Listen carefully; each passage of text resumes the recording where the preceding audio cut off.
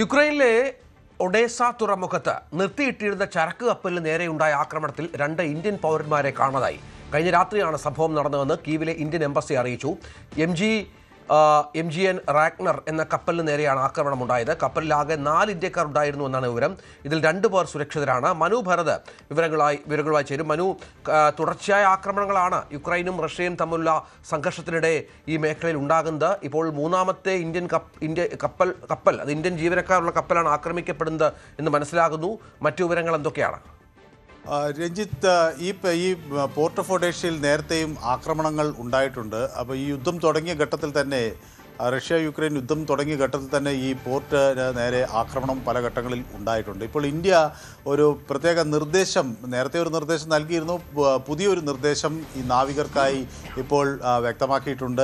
എംബസികളുമായി contact ചെയ്യണം, അതുപോലെ നിരന്തരം വീട്ടിലേക്ക് ബന്ധപ്പെടണം. അത്തരത്തിലുള്ള ചില പുതിയ നിർദ്ദേശങ്ങൾ നൽകിയിട്ട് ആ പ്രദേശത്തെ റൂട്ട് പരമാവധി ഒഴിവാക്കാൻ ശ്രമിക്കണം. കപ്പൽ ഉടമകളിൽ നിന്ന് കോമ്പൻസേഷനെ സംബന്ധിച്ചും അതുപോലെ തൊഴിൽ നിയമങ്ങളെ സംബന്ധിച്ചും ഈ ഗതാഗത പാതയെ സംബന്ധിച്ചുമൊക്കെയുള്ള അറിവ് നേരത്തെ വാങ്ങാനും ശേഖരിക്കാനും ഒക്കെയുള്ള ശ്രമം നടത്തണം എന്ന് ഇതുപോലുള്ള നാവികർക്ക് നിർദ്ദേശം നൽകിയിട്ടുണ്ട്. എന്നാൽ ഈ പോർട്ട് ഓഫ് ഒഡേസ പലപ്പോഴും ഇത്തരത്തിൽ ആക്രമണങ്ങൾക്ക് ഇരയായ ഒരു പ്രദേശമാണ്. അത് യുക്രൈനിലെ ഏറ്റവും വലിയ ഒരു കമേർഷ്യൽ പോർട്ട് എന്ന നിലയിൽ ശ്രദ്ധേയമാണ്. അവിടുന്ന് മറ്റ് ചെറു പോർട്ടുകളിലേക്ക് ചില ലിങ്കുകൾ നടത്തിയാണ് പലപ്പോഴും ഈ ചരക്ക് ഗതാഗതം നടത്തുന്നത്.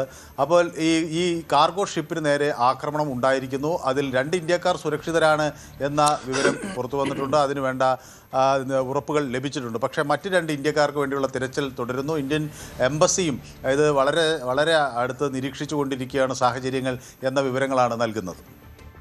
മനോഭരത വിവരങ്ങൾ പങ്കുവച്ചു. കൂടുതൽ വാർത്തകൾക്ക് News 18 Keralam YouTube channel subscribe ചെയ്യുക.